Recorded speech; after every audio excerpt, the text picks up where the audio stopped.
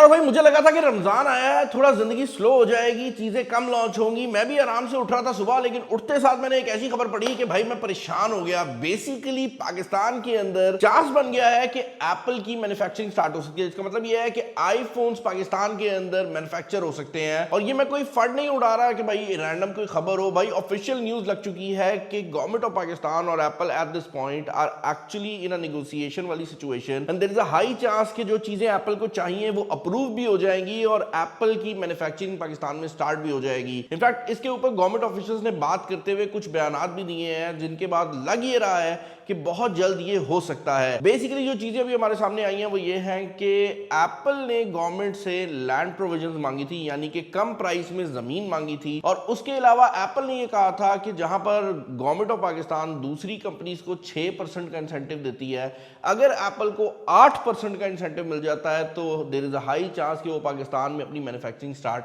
कर सकते हैं। अब इंटरेस्टिंग बात यह है कि इस पे जो बयान आया है वो गवर्नमेंट ऑफिशियल की तरफ से आया है कि there is a high chance कि जो 8% और लैंड वाली चीज है ये हम अप्रूव करने वाले हैं। और शुरू में होगा ये कि ये जो बेसिकली सिचुएशन है ये शुरू में पुराने आईफोन की रिफर्बिशमेंट से शुरू होगी, जिसका मतलब ये है कि पूरी दुनिया में एप्पल के आईफोन, जो पुराने आईफोन होते हैं, जब वो वारंटी क्लेम में आते हैं तो अक्सर औकात उन आईफोन्स की जगह कस्टमर को नया आईफोन दे दिया जाता है और वो जो खराब आईफोन होता है उसको एप्पल खुद रिफर्बिश करके, यानी कि उसके अंदर नए पार्ट्स लगाकर कस्टमर को रिफर्बिश करके भेज देती है। अगर आप एप्पल की ऑफिशियल वेबसाइट पर भी जाकर देखते हैं तो आप वहां पर नोटिस करेंगे कि रिफर्बिश का एक पूरा सेक्शन है जहां पर ना सिर्फ आईफोन्स बल्कि मैकबुक्स और दूसरी डिवाइसेस भी जो हैं वो आपको रिफर्बिश कंडीशन के अंदर देखने को मिल जाती हैं। और यहां पर यह भी बताया गया है कि शुरू में इंडिया, इंडोनेशिया जैसे मुल्कों के अंदर भी एप्पल ने यही किया था कि अपने जो पुराने मॉडल्स थे उनकी रिफर्बिशमेंट और रिपेयरिंग जो थी वो शुरू की थी और उसके बाद स्लोली वो मैन्युफैक्चरिंग की तरफ चले गए। And according to that government official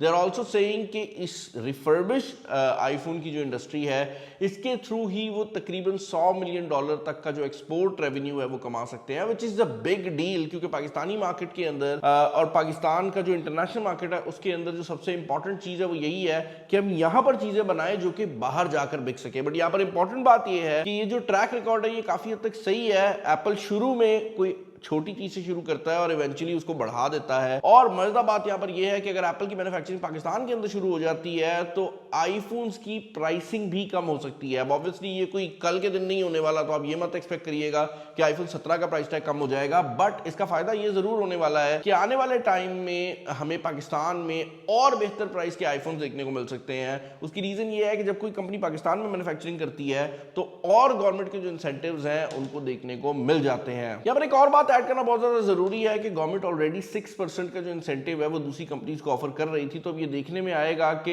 ये 8% वाली जो प्रोविजन है ये क्या सिर्फ एप्पल के लिए अप्रूव की जाएगी या बाकी जो चाइनीज मैन्युफैक्चरर्स हैं उनको भी इसी नंबर के ऊपर ले आया जाएगा। पर्सनली आई बिलीव ये बहुत इंपॉर्टेंट मूव है। उसकी रीजन ये है कि जब आप स्ट्रेट अप जाकर जो सबसे टॉप ऑफ द लाइन चीज होती है उसको ले आते हैं ना अपने मुल्क में, जो उसके इर्द गिर्द का इकोसिस्टम है वो ऑटोमेटिकली डेवलप हो जाता है। अब आप खुद सोचे ना, जब एप्पल अगर पाकिस्तान में मैन्युफैक्चरिंग स्टार्ट करेगा तो यहां पर जो इंजीनियर्स पहले कहते हैं कि भाई हमें जॉब नहीं मिल रही, वो एप्पल में अप्लाई कर सकेंगे। तो कहने का मकसद ये है कि लोगों को सिर्फ वो नंबर नजर आता है कि अच्छा ये फोन यहां पर इतने का बन रहा है तो अगर बाहर से आ जाए तब भी उतने का ही है। बट रियलिटी ये है कि जब जॉब क्रिएट होती है तो वो बहुत ज्यादा घरानों को फायदा देती है। आई बिलीव ये बड़ा ही एक अच्छा स्टेप है अगर ये स्टेप कंप्लीट हो जाए और अगर ये चीज जो है वो प्रॉपर तरीके से हो जाए। इसके अलावा यहां पर ये बात ऐड करना बहुत ज्यादा जरूरी है कि अभी तक पाकिस्तानी मार्केट में एप्पल के केस में स्पेशली जो मार्केट है वो प्रो मैक्स मॉडल की है। मतलब हमेशा से प्रो मैक्स मॉडल जो है अब वो पाकिस्तान में बहुत ज्यादा बिकता है। बट जो हमने दूसरी कंट्रीज में सिचुएशन देखी है एप्पल की वो ये है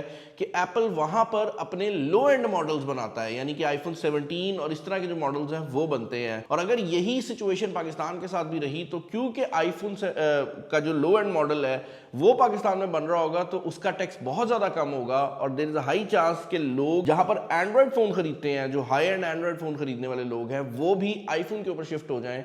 क्योंकि आईफोन काफी अच्छे प्राइस टैग के अंदर पाकिस्तानी मार्केट में आ जाएगा। मुझे कमेंट्स में बताएं कि इस टॉपिक के रिलेटेड आपके क्या ओपिनियंस हैं। पर्सनली आई बिलीव के this is a very very big deal कि पाकिस्तान में एप्पल आने के बारे में सोच रहा है। एंड हमने ऑलरेडी देखा है कि रिसेंट टाइम के अंदर जो एप्पल की सेल रही है वो काफी सॉलिड रही है, स्पेशली अगर आप मर्केंटाइल या फिर दूसरी तरफ जीनेक्स की सेल्स को देखें तो शुरू में तो लाइनें थी और ऑफिशियल प्राइस टैग में फोन मिल भी नहीं रहा था। और अब भी अगर आप देखते हैं तो आईफोन की जो सेल है पाकिस्तान में, ऑफिशियल पीटी अप्रूव्ड आईफोन की मैं बात कर रहा हूं, वो बहुत ज्यादा सॉलिड है।